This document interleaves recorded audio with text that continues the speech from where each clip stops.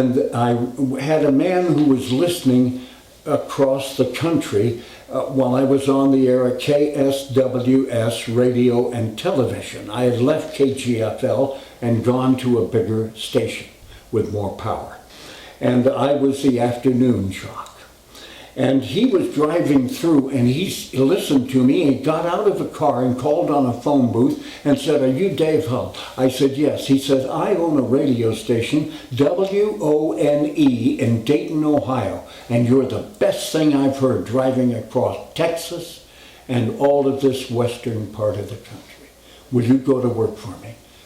I said, "Yeah, I'll give my 2 weeks notice." He said, "You sure you need to just give them 2 weeks?" I said, "No, nobody listens to me except jackrabbits here. I'm in the middle of the desert." In Dayton, somehow, someone came up with your name, the Hullabalooer, right? Yes, it was a woman. A woman wrote a postcard, and I was on the air doing, crazy things. Dave Hull doing crazy things. Really? Now, that would be new and different. So anyway, she wrote it to the program director and said, "I don't know who this guy is you've got on the air, but I can't stand all of that hullabaloo."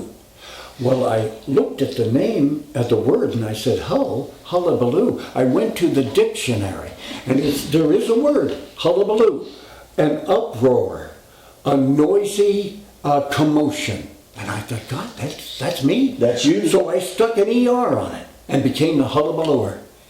And I could never thank that woman. You should find her, track her down, see if she's alive, and go give her a dime or two. I never thought of that. I've been a little cheap to do something like that. We're in radio, don't make a lot of money. No. You don't get in radio for money.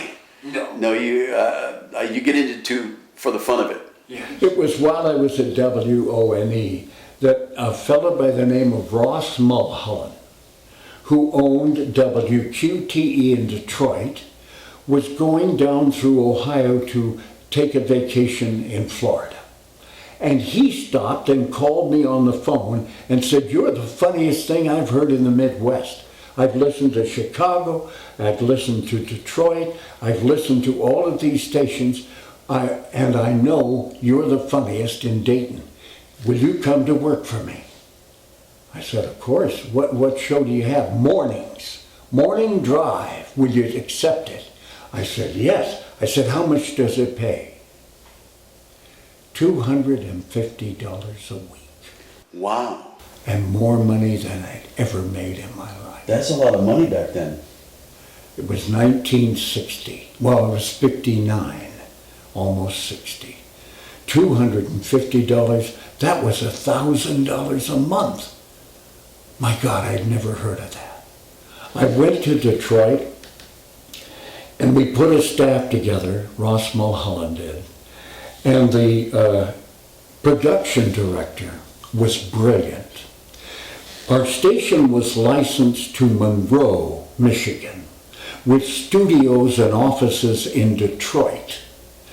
You were allowed in those days, as you are now, to break the station. This is WQTE Monroe, Detroit, with the same emphasis. Well, our production director didn't do that. He built a whole bunch of IDs that said, "This is WQTE Detroit, Detroit, Detroit." Well, WJBK in Detroit got wind of it, and they fired at all of us. Everybody was fired.